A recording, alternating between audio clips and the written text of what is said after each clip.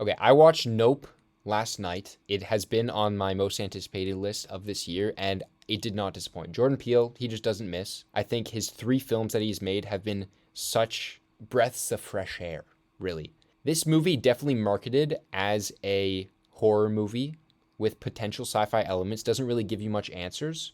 I'd say this movie is definitely more of a sci-fi movie than it is a horror movie. And that's okay because I mean, I do love sci-fi and it definitely does has a few horror elements to it. I think that blend of genres is giving us some of the movies that I like the most in life. One thing with the marketing is that it really didn't show that much. And that classic horror principle of not knowing is more scary than knowing. And one of my gripes, one of my very few gripes with the movie is that I think the fact that they showed what was up earlier than I would have liked and had it more matter of fact in the movie was a little underwhelming because I was expecting to have some of the more mystery linger on for a little long. But that is quite a small gripe. In general, I do think that Nope is just amazingly acted movie, an amazingly shot movie. I think the third act, I don't want to say derails. The leading up to the third act were just them trying to figure out what's going on. I think as you would expect, them getting terrorized by whatever's happening in the scenario. And it's really, really fun to play along with them and trying to figure everything out. It's really, really fun. And the backdrop of them being the oldest horse wranglers in Hollywood was great. And yeah, just them clashing as brother and sister, great. Kiki Palmer and Daniel Kaluuya knocked it out of the park. Steven Yeun had a very weird character.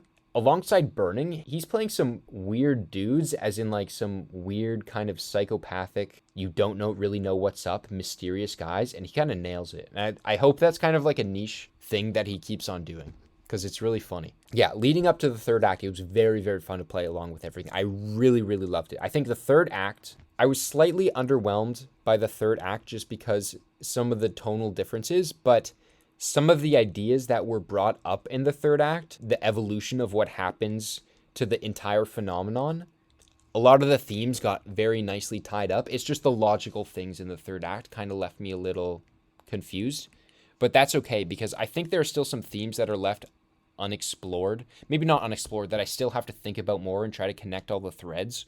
That's why I still really, really loved it. There's a lot to think about. And when a movie that is a sci-fi movie provides that type of thinking rather than just having sci-fi for sci-fi's sake is just the best version of sci-fi.